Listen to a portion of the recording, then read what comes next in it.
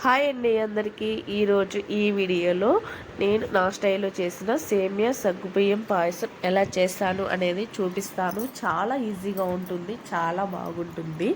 ఎప్పుడైనా మనకు ఎండాకాలంలో వచ్చిందంటే సగ్గుబియ్యం ఇంట్లో కనుక ఉంటే కడుపులో చల్లగా ఉండాలి అంటే ఈ సగ్గుబియ్యం పాయసం ఇలా చేసుకోండి, చాలా బాగుంటుంది.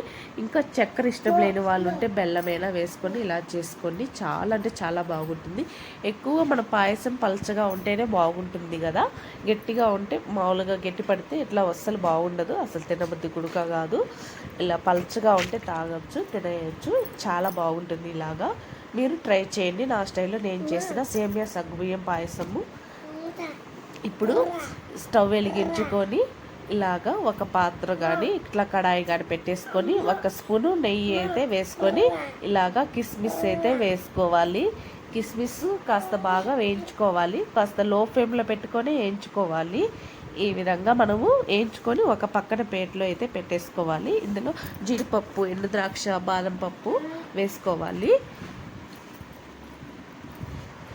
చూసారా, ఈ విధంగా అయితే మనకు ఎక్కువగా లో ఫ్లేమ్లో పెట్టుకొని ఈ విధంగా వేయించుకోవాలి. ఈ విధంగా ఉంటే మనకు చాలు, ఎక్కువ మాడవలసిన అవసరం లేదు. లో ఫ్లేమ్లో పెట్టుకొని ఈ విధంగా ఈ కిస్మిస్ అనేది వేయించి పెట్టుకోవాలి. ఇవి కొలతల ప్రకారమే చూపిస్తాను నేను ఎలా చేసేది అనేది. ముందుగా అయితే సగ్గుబియ్యము ఒక కప్పు అయితే మనము ఒక అర్ధగంట కానీ ఇలాగ నానబెట్టుకోవాలి. సగ్గుబియ్యం అనేది ఇలాగా నేను ఒక కప్పు సగ్గుబియ్యం, ఒక కప్పు సేమియా అయితే తీసుకున్నాను. సేమియా కూడా ఎక్కువ వేసుకోకండి, కొంచెం తక్కువగానే వేసుకోవాలి. మనము సగ్గుబియ్యం ఒక కప్పు తీసుకుని ఒక కప్పు సేమియా అనేది తీసుకోండి. ఇలాగా సేమియా కూడా ఆ నెయ్యిలో కాస్త బాగా వేయించుకోవాలి, కొంచెం కలర్ వచ్చిందాక బాగా వేగనివ్వాలి.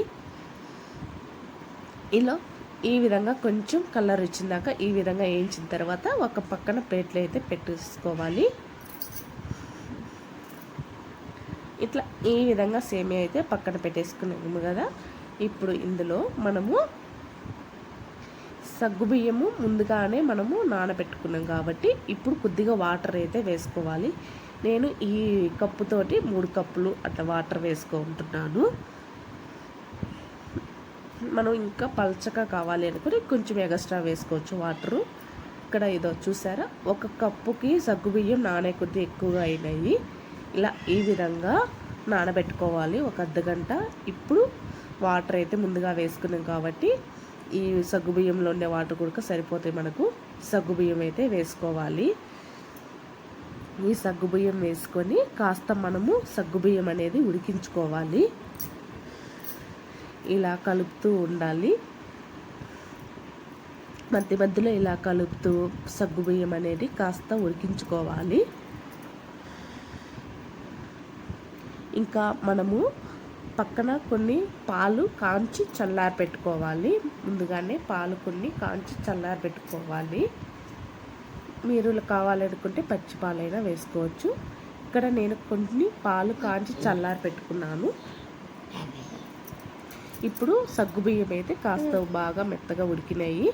ఇప్పుడు పాలు అయితే వేసుకుంటున్నాను. పాలు కూడా వచ్చేసి 4 కప్పుల దాకా వేసుకున్నాను. ఇలాగా పాలు వేసుకున్న తర్వాత బాగా కలుపుతూ ఉండాలి. ఇలాగా బాగా కలిపిన తర్వాత ఇప్పుడు ఇందులో మనము సేమియా పక్కన వేయించి పెట్టుకున్నాం కదా, ఒక ప్లేట్లో అయితే అవి అయితే వేసుకోవాలి. సేమియా ఇంకొంచెం పలచగా కావాలి అనుకుంటే ఎక్కువగా పాలైనా వేసుకోవచ్చు. ఇప్పుడు సేమియా అయితే వేసుకుందాము. సేమియా వేసుకుంటాం, ఇలా కలుపుతూ వండుకోవాలి.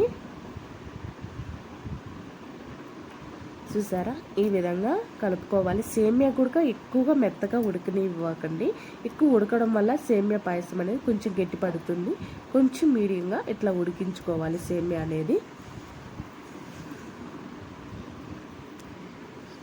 ఇట్లా మనము కలుపుతూ ఉండాలి. అప్పుడు మనకు సేమియా కూడా కాస్త బాగా ఉడికింటుంది. మరి మెత్తగా కాకుండా ఇలా చేత్తో పట్టుకుంటే ఇలాగా తునిగేలాగా ఉండాలి, చాలా బాగుంటుంది. ఇట్లుంటేనే మనకు సేమియా మరీ మెత్తగా ఉడికితే బాగుండదు. ఇలా ఉంటే చాలా బాగుంటుంది. ఇప్పుడైతే సేమియా ఈ విధంగా ఉడికిపోయింది.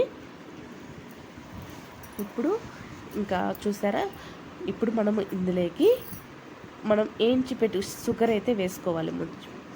ఇప్పుడు చక్కెర కూడా వేసుకోవాలి. మనం తీపి కొంచెం ఎక్కువగా ఉండాలి అనుకుంటే ఇక్కడ నేను 3 కప్పులు అయితే వేసుకుంటున్నాను.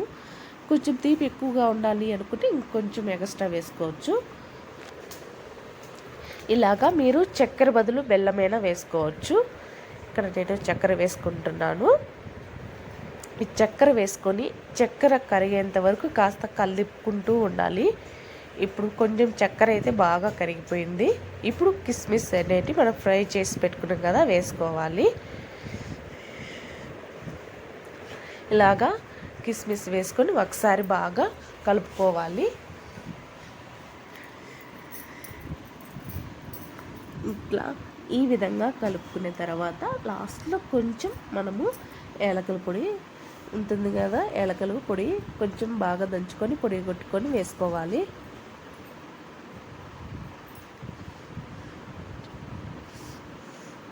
ఇట్లా ఈ విధంగా చేసుకుంటే మనకు సేమియా పాయసం పల్చగా ఉంటుంది. చల్లారిన కూడా గట్టిపడదు.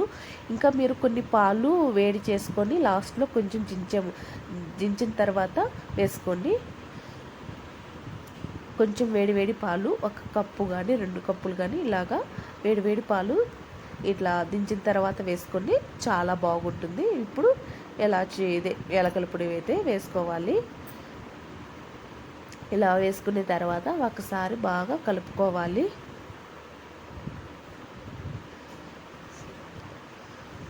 జస్ట్ ఒక 5 నిమిషాలు అలాగా కలుపుతూ ఉంటే సరిపోతుంది. ఇప్పుడు మనకు నేను వేడి పాలు అనేవి 1 కప్ అయితే వేసుకుంటున్నాను. ఇప్పుడు వేడి పాలు వేస్తే మనకు పాయసం అనేది అస్సలకి గట్టిపడదు.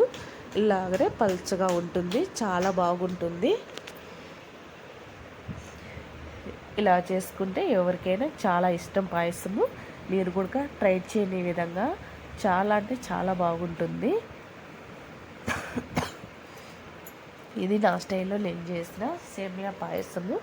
మీలో ఎవరైనా నచ్చిన వాళ్ళు ఉంటే ట్రై చేయండి, చాలా బాగుంటుంది. ఎవరైనా వంట రాని వాళ్ళైనా ఎవరైనా ట్రై చేయవచ్చు. ఈ విధంగా సూపర్గా ఉంటుంది.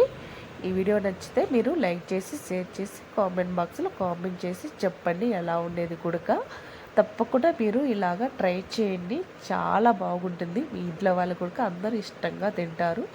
సూపర్గా ఉంటుంది. మా ఇంట్లో అయితే చాలా అంటే చాలా ఇష్టం ఇది సేమియా సగ్గుబియ్యం పాయసము. యాక్చువల్గా ఇప్పుడు ఎండలు ఎక్కువగా ఉన్నాయి కదా, కొంచెం సగ్గుబియ్యం ఇంట్లో ఉంటే కనుక ఇలాగా చేస్తాను. సేమియా సగ్గుబియ్యం పాయసము చాలా బాగుంటుంది. సేమియా లేకుండా ఓన్లీ సగ్గుబియ్యంతో అయినా ఇలా చేసుకోవచ్చు. సూపర్గా ఉంటుంది. మీరు ఎవరైనా ట్రై చేయని విధంగా.